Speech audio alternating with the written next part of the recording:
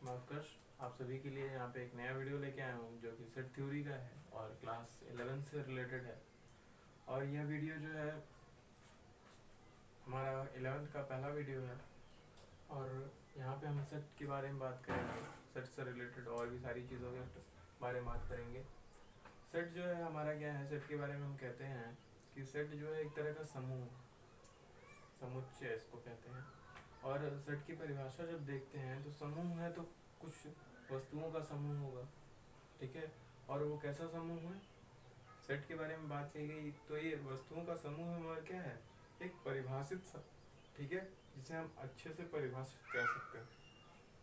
इसी तरह से इसका डेफिनेशन बना है, it is a well defined collection of object. Well defined word, well defined का मतलब क्या है कि कह रहा है कलेक्शन ऑफ ऑब्जेक्ट, वस्तुओं का क्या है, एक संग्रह, ठीक है। ये जो संग्रह है वो क्या है, वेल डिफाइंड है। तो वेल डिफाइंड का मतलब क्या हुआ कि जो कलेक्शन है, ऑब्जेक्ट का कलेक्शन है, वह वेल डिफाइंड तब कहलाएगा जब आप डेफिनेटली उसके बारे में कह सकेंगे कि वह वस्तु जो है उस कलेक्शन में है भी या नहीं, ठीक है। आप परिभाषित कर सकते हैं कि वह उसके अंदर है या नहीं है। अगर है तो भी ठीक है और नहीं है तो भी ठीक है, बट हमें जानकारी होनी चाहिए कि वह वस्तु उसमें है या नहीं है। अगर इस तरह हमें पता है कि कोई वस्तु उस दिए गए समूह में है या नहीं है तो इससे हम क्या कह सकते हैं, यह एक तरह से क्या है, अच्छे तरीके से परिभाषित है। तो इसी तरह इसका बना परिभाषा कि set is a well defined collection of objects, ठीक है। तो वस्तुओं का संग्रह, ठीक है। यहाँ पे है सेट को जो है कैपिटल लेटर से डिफाइन किया जाता है, ठीक है।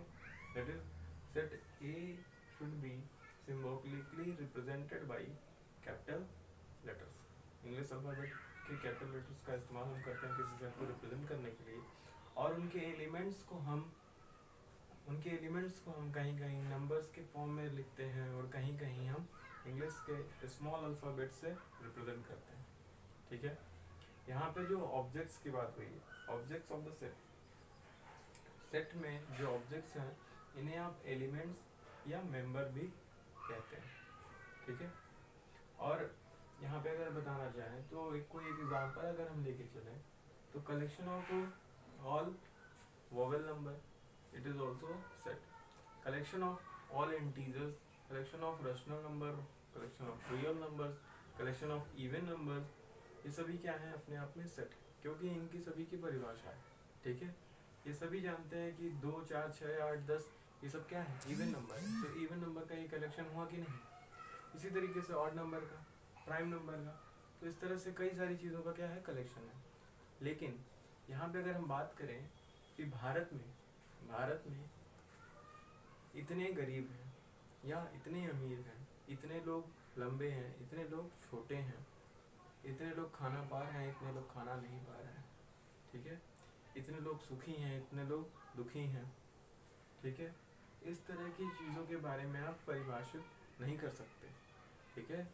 अनुमान लगा सकते लेकिन परिभाषित नहीं कर सकते कि यह आज इतने लोग भूखे हैं और इतने लोग भूखे नहीं हैं, इतने लोग सुखी हैं, इतने लोग सुखी नहीं है, इतने लोग अमीर हैं, इतने लोग गरीब हैं, ठीक है। तो आप इन सारी चीज़ों को परिभाषित नहीं कर सकते, एक अनुमान लगा सकते हैं आप, तो यह सेट नहीं है, ठीक है।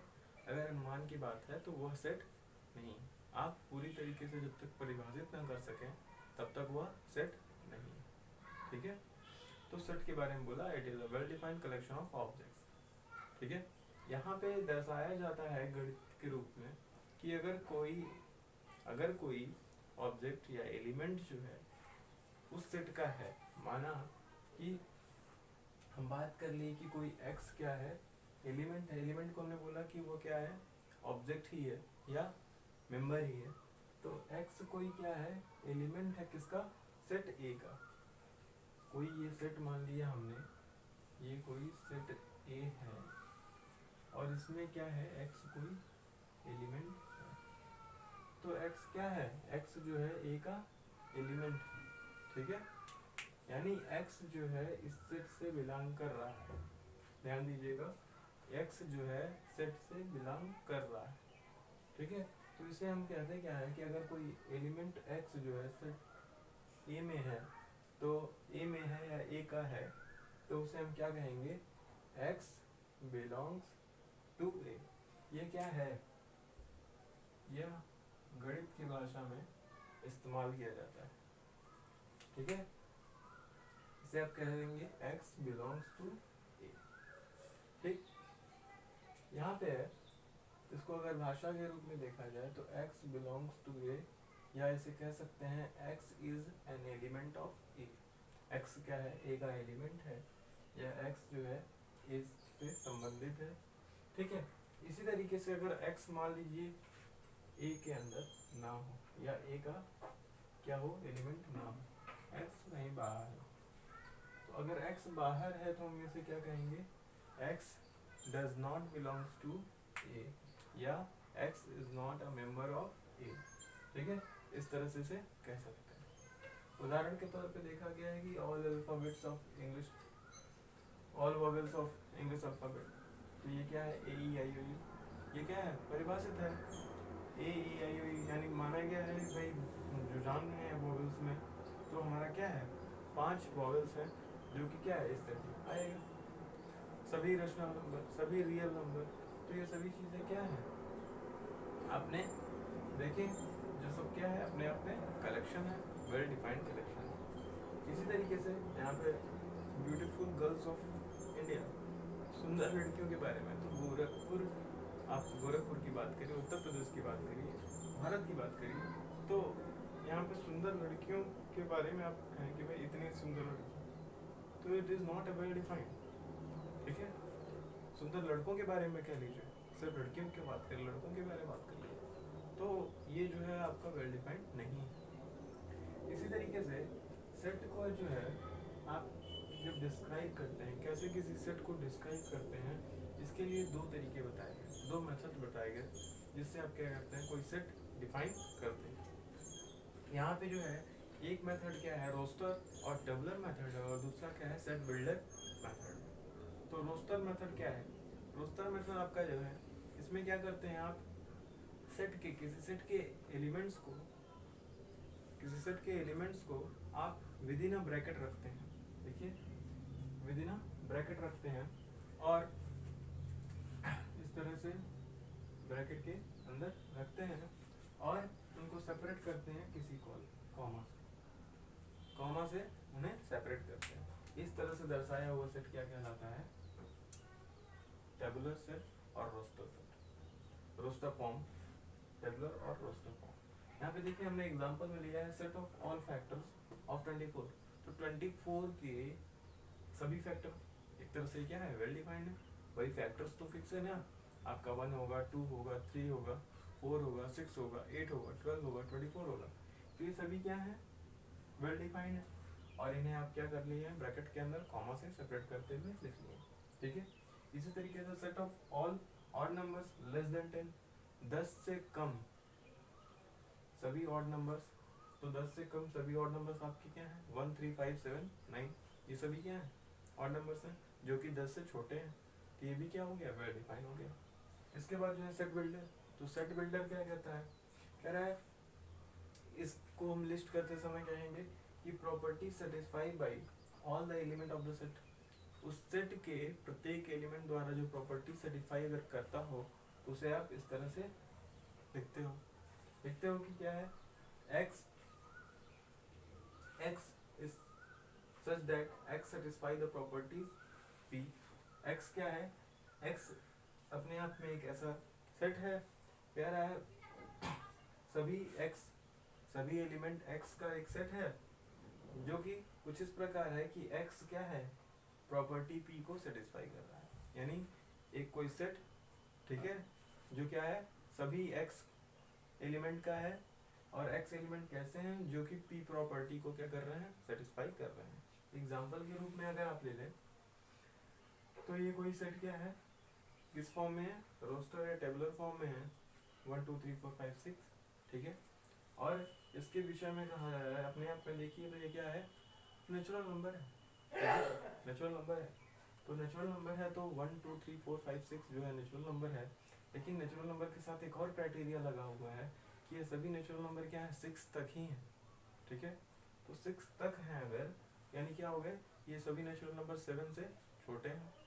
तो इसको आप किस तरह लिख सकते हैं कि all the x such that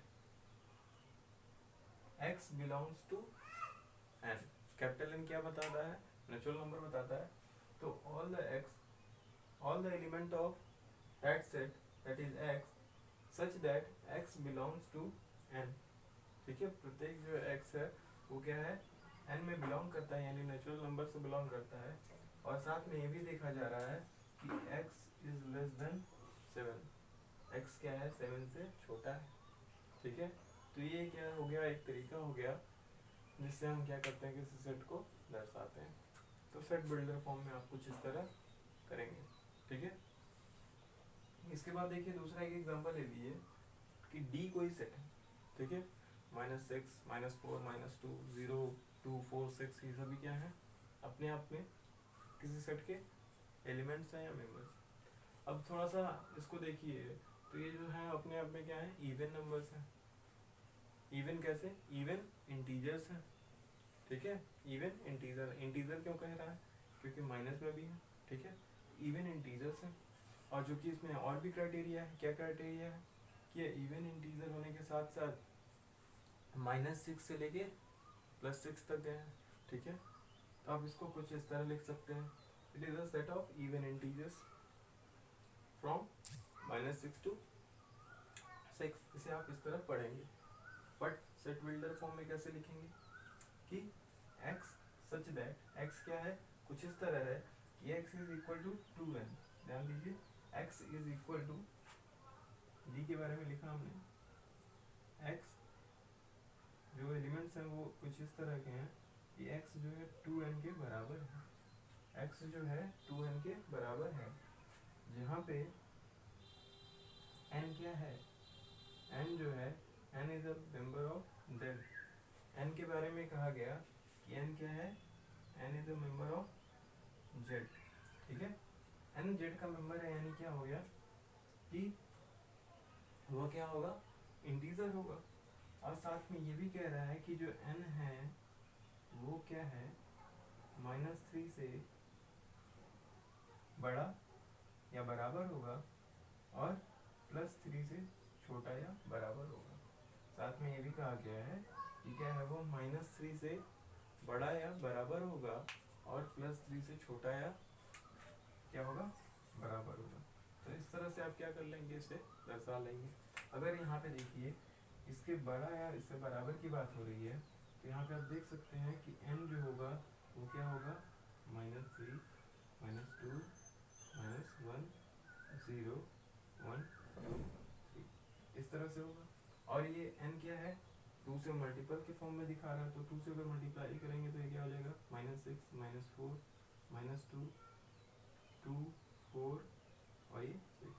तो इस तरह से क्या हो गया, ये इवन इंटीजर्स का सेट बन गया, जो कि -6 से लेके कहाँ तक का है, +6 तक का है। तो आप इसको इसके सेट बिल्डर फॉर्म में इस तरह से आप रिप्रेजेंट कर सकते हैं, ठीक है।